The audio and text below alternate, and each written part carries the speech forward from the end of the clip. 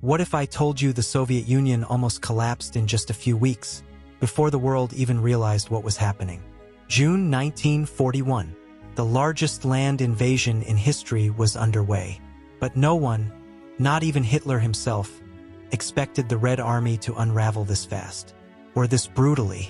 This video dives deep into the chaos, fear, betrayal, and desperation that gripped the Soviet Union as Nazi Germany rolled through Eastern Europe. You'll see why Stalin didn't believe his own eyes, why entire Soviet armies vanished in days, and how ordinary soldiers tried to survive when everything, literally everything, was falling apart. And by the end of this video, you'll understand why the Red Army's retreat wasn't just a military failure. It was the start of something much darker. Let's rewind. June 22nd, 1941. A date that changed everything. Before the sun even rose, 3 million German soldiers surged across a 1,800-mile front. The Soviet border guards, caught off guard and completely outgunned, were the first to fall. German planes screamed overhead, tearing through Soviet airfields, destroying hundreds of aircraft still lined up neatly like parade toys. No warning, no defense, just explosions, smoke, and chaos. At first, the Germans moved like a hot knife through butter. Town after town fell in hours. Soldiers deserted. Roads clogged with panicked civilians. Radios went silent. And Stalin? He froze. For days, the Soviet leader refused to believe the reports. He thought it was a trick, maybe a provocation, maybe rogue German generals. He locked himself in his dacha, paralyzed. Imagine that, one of the world's most powerful men, unable to even speak. And that silence spread like a virus. No orders, no counterattacks, nothing. Soviet commanders in the field were abandoned. Some tried to fight back. Others fled. Many were simply swallowed whole by the blitzkrieg. The Germans had a plan. It was brutal. Quick encirclements, fast-moving tanks, and total air dominance. Their strategy? Don't fight the Red Army head-on. Surround it, cut it off, crush it. And it worked. In just weeks, the Germans captured over 300,000 Soviet soldiers near Minsk. Imagine that, an entire army group just gone, vanished. And then they did it again near Smolensk. Another 200,000 men trapped. No food, no ammo, no help, just dust, fear, and surrender. Some tried to break out. Others shot themselves rather than be taken. A few, against all odds, survived. And this wasn't even the worst of it. Soviet high command was in shambles. No one trusted anyone. Orders contradicted each other. Some officers were still terrified of being executed if they retreated without permission. So they stayed. They fought until their last bullet. Then they were wiped out. One commander, General Pavlov, was blamed for the Minsk disaster. Stalin had him shot. Just like that. No trial. No chance to explain. Dead. That's how things worked in the Soviet Union. Fail and you die. But the real horror? It wasn't just soldiers dying. Villages burned. Civilians were lined up and shot. Roads were littered with corpses. Families hid in forests, hoping the tanks would pass them by. And yet, in the middle of this nightmare, something strange happened. The Soviet people started to resist. Not because they believed in Stalin, but because they saw what the Nazis were doing. Mass executions, deportations, entire towns erased. Suddenly, it wasn't about Stalin anymore. It was about survival. This was now a war for existence. Meanwhile, German generals were getting nervous. Yes, they were winning, but too fast, too deep. Their supply lines were stretched thin. Their tanks needed fuel. Their men needed rest. And Moscow, still hundreds of miles away. And the Red Army? It was bleeding, but it wasn't dead. Far from it.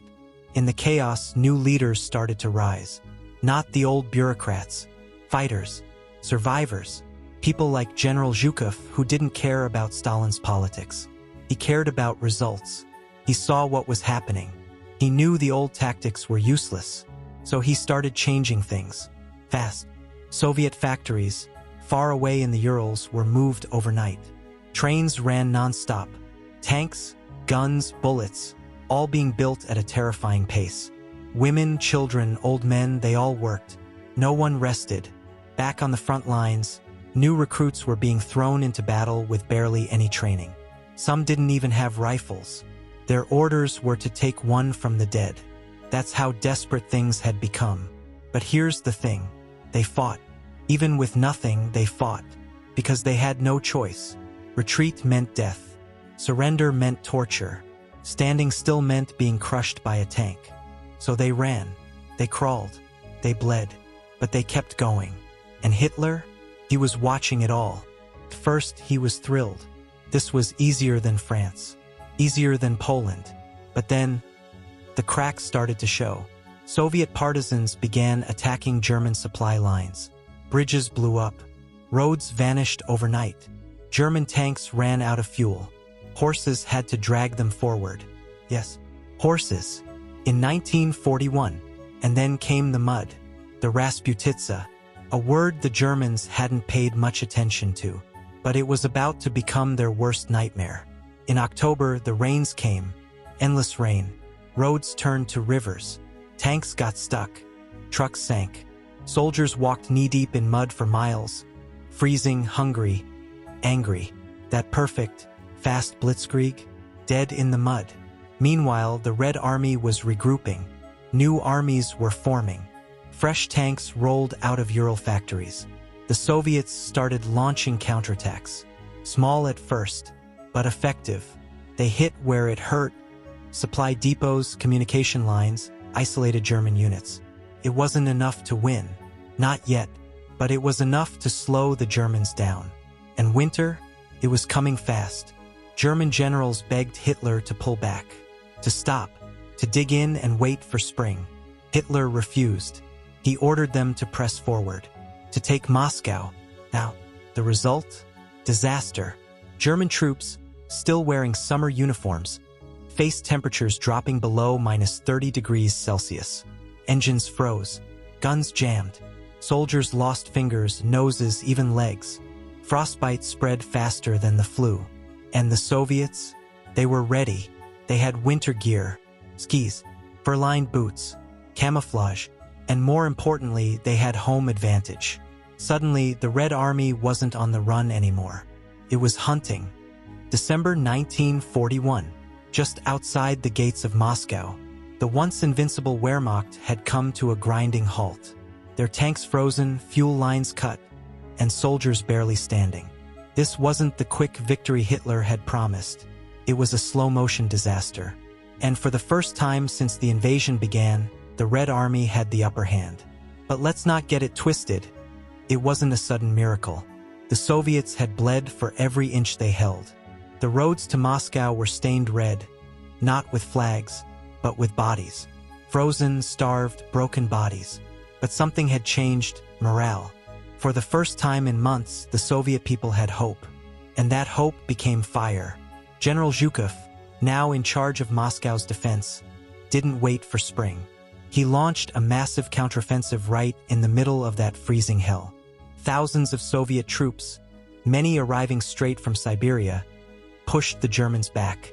Hard. These Siberian divisions were the real deal. Trained in brutal cold. Clothed for Arctic warfare. Armed and ready. And most importantly, they were fresh.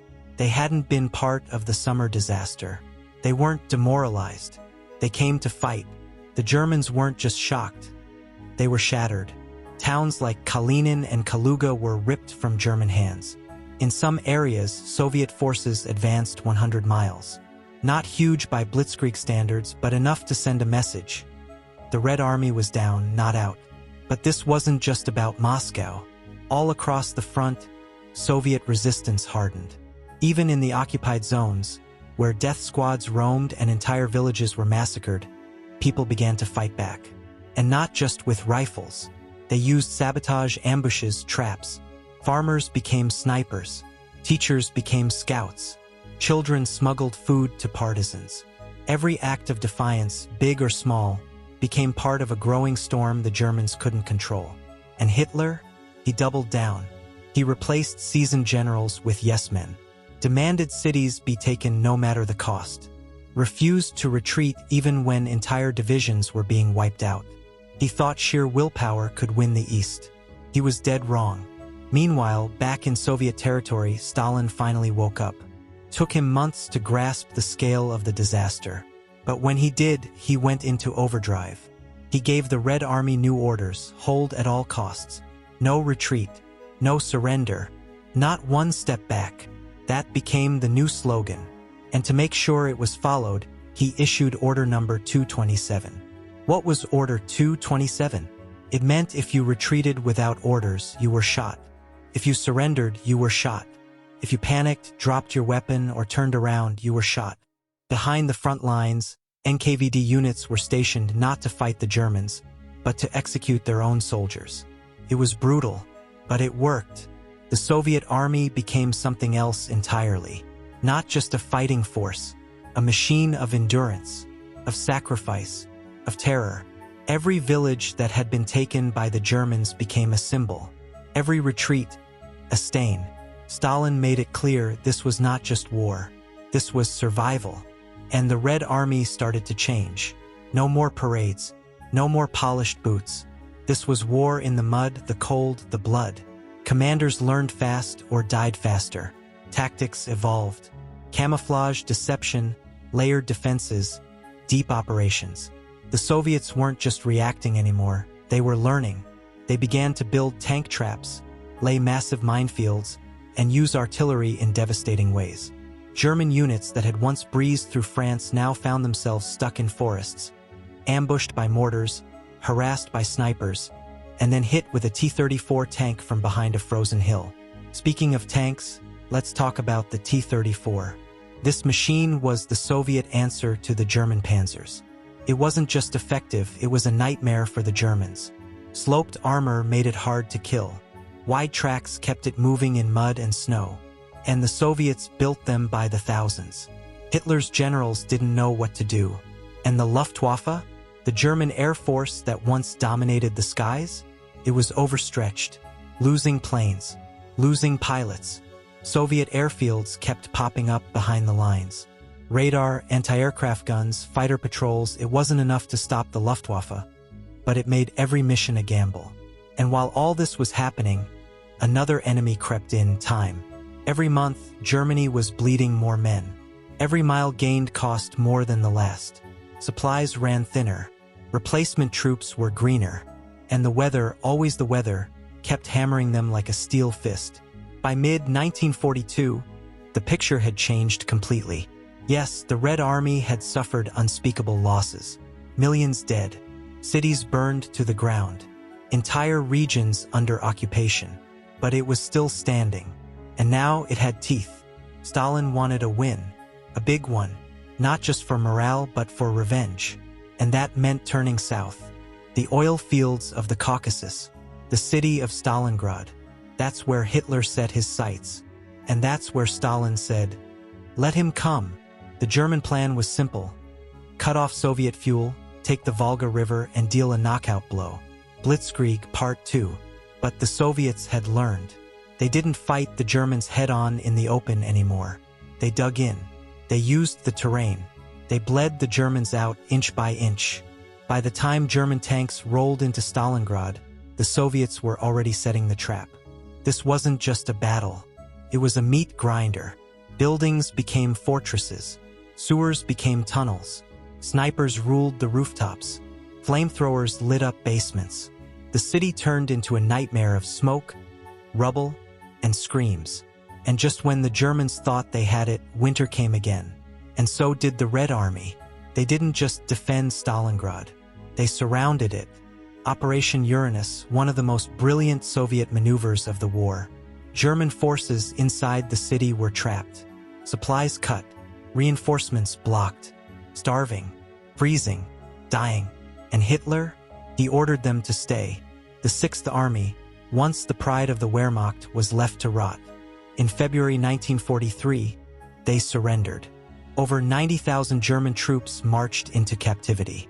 Only 5,000 would ever return home. This wasn't just a victory.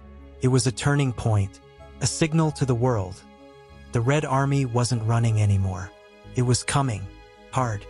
After Stalingrad, something snapped in Germany, and something clicked in the Soviet Union. For the first time since the invasion, the myth of German invincibility was shattered. And Stalin? He could smell blood, but he also knew better than to charge blindly. Stalingrad had cost too much. Too many men, too many cities burned just to hold the line. Now it was time to plan. And the Red Army didn't just want to push the Germans back. They wanted to crush them. But Hitler still had one more card to play. He believed one massive final blow would stop the Soviet momentum. A knockout punch. One that would prove to his allies and to his enemies that the Germans still ran the show on the Eastern Front. The plan? Operation Citadel. The target? A small city called Kursk. Here's what made Kursk special. After the Soviet winter offensives, the front lines had bulged outward around the city, forming what looked like a giant blister in the German lines. Hitler thought if he could pinch that bulge, attack from the north and the south at the same time, he could trap a massive portion of the Red Army. Classic blitzkrieg. Only problem? The Soviets saw it coming. They weren't dumb anymore. They had spies, intercepted messages, recon aircraft, and, more importantly, common sense. The Germans had one road forward, and it was Kursk. So they waited. They turned that blister into a fortress. Thousands of miles of trenches, anti-tank mines, bunkers, barbed wire, hidden artillery nests. It became the most fortified piece of land in human history up to that point. It was like inviting a wolf into a cage lined with landmines. In July 1943, the Germans launched their attack. Over 2,000 tanks, hundreds of thousands of troops, planes, artillery, every piece of machinery they had left. And the Soviets? They just held the line. For days, the Germans tried to break through. They pushed, they clawed, they inched forward. But every time they thought they had cracked the defenses, a fresh wave of Soviet fire slammed into them. The most intense moment came at a place called Prokhorovka, one of the largest tank battles in history. Imagine this. Fields covered in dust and fire, steel beasts roaring at point-blank range. No finesse, no tactics, just chaos. Dozens of tanks burned. Crews bailed out only to be shot seconds later. Machine guns jammed with dust. Engines overheated. Bodies everywhere. But when the smoke cleared, it wasn't the Soviets who had fallen back. It was the Germans. And that was it. The last gasp of the German offensive in the east. From that point on, it was all defense, all retreat, all survival. The Red Army wasn't just holding anymore. It was advancing. And they had a new rhythm, a new confidence. They weren't perfect, but they had something the Germans didn't: momentum. Plus, they had something else: numbers. By now, Soviet factories were producing more tanks, more planes, more guns than ever before. German intelligence couldn't believe the numbers. They thought the Soviet Union had bled itself dry. But Stalin had moved the war machine east early. And now it was paying off. T-34s rolled off the lines like toys off an assembly belt. L-2 Sturmovik planes, nicknamed the Flying Tank, dominated the skies in close support. Soviet artillery, massed by the hundreds, turned battlefields into moonscapes. And the soldiers? Still undertrained, still poorly equipped, but driven. Not by speeches or posters. By revenge. By rage. By memory. The Red Army began to take back the land it had lost 2 years earlier. Kharkov, Orel, Smolensk, names that had once been whispered in fear were now shouted with pride. With each mile recaptured, Soviet morale grew. And with each retreat, German panic spread. But Hitler still refused to accept reality.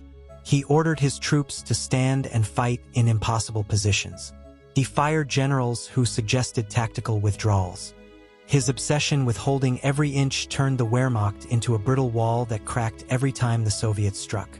And the strikes kept coming. By early 1944, the Red Army was a transformed beast. The officers were experienced. The troops had tasted victory. And the strategy evolved. Gone were the reckless charges. Now they used Maskirovka military deception on a grand scale. Fake attacks, dummy tanks, false radio chatter. Everything to trick the Germans into reinforcing the wrong spot. Then the real blow would land, fast, massive, overwhelming. It was textbook deep battle doctrine, developed before the war but only now perfected. And the Germans couldn't keep up. The front crumbled fast. Belarus, Ukraine, the Baltics. One after another, they fell like dominoes. Soviet offensives like Operation Barbarossa didn't just push the Germans, they annihilated them. Operation Barbarossa in the summer of 1944 was the masterpiece. Launched on June 22nd, exactly 3 years after Operation Barbarossa, it was the ultimate revenge. For massive Soviet fronts smashed through Army Group Center. Entire German divisions disappeared. Some units lost 80% of their men in days. By the end of it, the Red Army had liberated most of Belarus, destroyed over 30 German divisions, and reached the gates of Poland. It wasn't just a victory, it was a complete reversal. The invader was now the hunted. But with each step forward came a new reality. The land they were recapturing wasn't the same. Entire towns were gone. Forests filled with mass graves. People broken by occupation. Survivors told stories of massacres, labor camps, torture. Soviet soldiers, many just boys, walked into villages and wept. This wasn't just war anymore. This was a reckoning. The Red Army had a new fire. A cold, focused fire. And as they pushed west, they carried more than weapons. They carried memories. Memories of humiliation, of starvation, of brothers and sisters buried alive. And as they moved, some of that rage turned dark. Some units took revenge. German prisoners were executed. Villages suspected of helping the Nazis were burned. Civilians were sometimes caught in the fire. Stalin didn't stop it. He didn't even pretend to care. In fact, in many cases, he encouraged it. The war was no longer just about defeating the Nazis. It was about sending a message. You will never touch Russia again. By late 1944, the map of Europe was bleeding red. From the eastern border of Poland to the edge of Hungary, the Red Army was steamrolling westward. Germany's dream of an Eastern Empire, dead, burned to ash. And the retreating Wehrmacht, broken, demoralized, constantly looking over its shoulder. But the Soviets weren't slowing down. Not anymore. They were chasing the Germans with something more powerful than tanks or artillery. They were chasing them with memory. A deep, seething memory of everything they'd seen, everything they'd lost. And now it was payback time. But the farther the Soviets pushed into Europe, the more complicated things became. See, it wasn't just about military victories anymore. Now it was about control, influence, politics. Because while Stalin's soldiers were pushing through Hungary, Romania, and Poland, the Americans and British were bombing Germany from the west. The endgame was near, and everyone knew it. The question wasn't if Germany would fall, it was who would get there first. And that's when Stalin started playing chess, not just war. Let's rewind for a second. Summer of 1944. The Red Army was approaching Warsaw, Poland's capital. The Germans were holding on by their fingernails, and the Soviet tanks were just across the Vistula River. That's when something incredible happened. The Polish resistance rose up.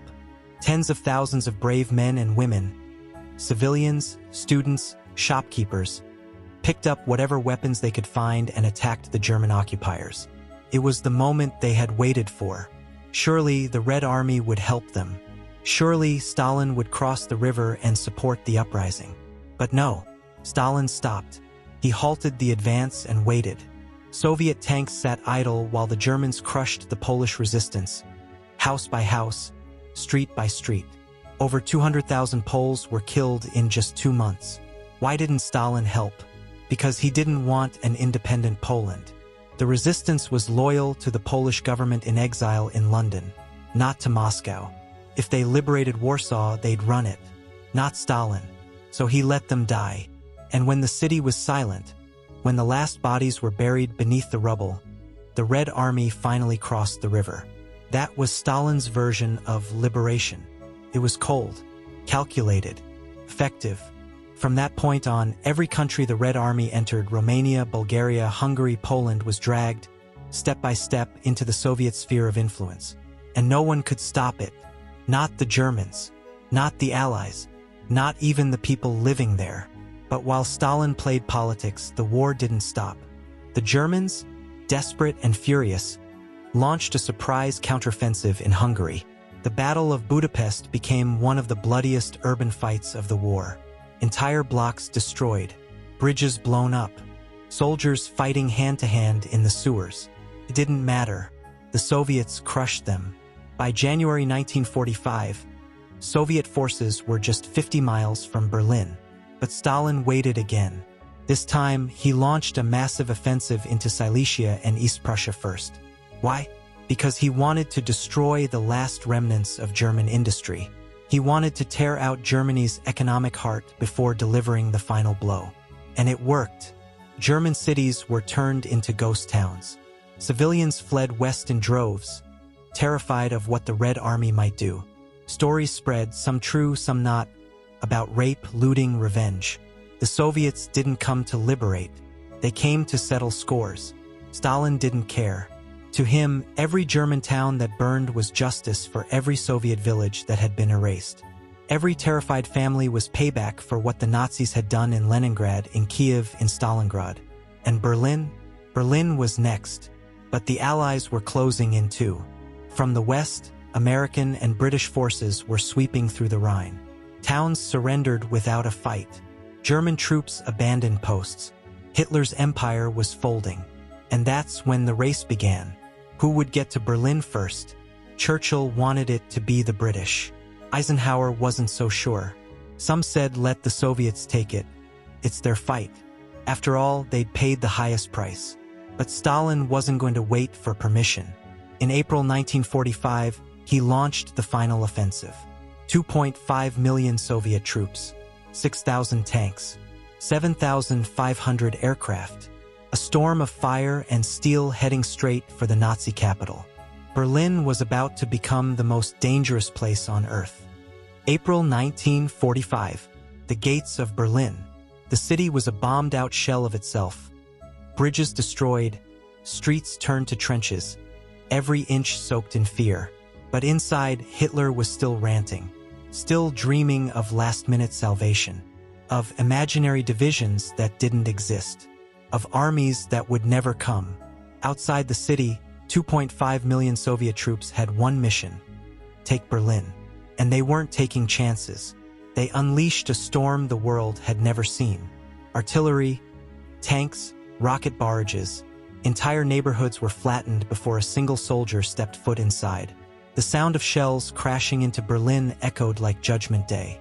The Germans dug in, old men, teenage boys, even members of the Hitler Youth, armed with Panzerfausts and rifles, hiding in basements and behind barricades. They were outnumbered, outgunned, and they knew it. But they fought anyway, not for victory, for survival. Street by street, the Red Army advanced. It wasn't clean. It wasn't glorious. It was hell. Every building had to be cleared. Every intersection could be an ambush. Snipers in attics, booby traps in cellars. Some fights came down to bayonets and bare hands. The Soviets were furious, relentless, and terrifying. They'd come all the way from Stalingrad, from Leningrad, from the ruins of Minsk and Kyiv. Every burned village, every execution, every lost family member. It all came with them. And now they were in Hitler's front yard. As Soviet troops reached the center of Berlin, Hitler's world collapsed. In his bunker, beneath the Reich Chancellery, the man who had promised a 1,000-year Reich was facing the end. His generals were dead or defecting. His armies were retreating or surrounded. His people were starving. His legacy, ash. On April 30th, 1945, Hitler put a gun to his head and ended it. The next day, the Red Army stormed the Reichstag, the final symbol, the final target. They fought for every floor, every staircase. German diehards refused to give it up. But by nightfall, it was done. 2 Soviet soldiers climbed to the roof and planted the red flag. The photo would become legendary. Smoke swirling in the sky, the ruins of Berlin behind them, the symbol of a nation that had been counted out in 1941 now flying over the heart of Nazi Germany. It was over. At least the fighting was. But what came next? Europe lay in ruins. Over 70 million people had died.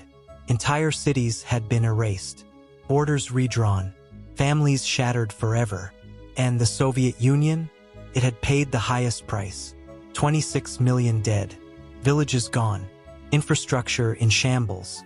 But they had won. They had gone from near collapse to total victory in less than 4 years. Operation Barbarossa, the greatest land invasion in human history, had failed. Spectacularly. The Germans had thought the Soviet Union would fall in weeks, that it was weak, fragile, backward.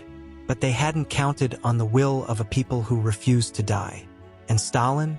He emerged as one of the most powerful men in the world, but at a terrible cost.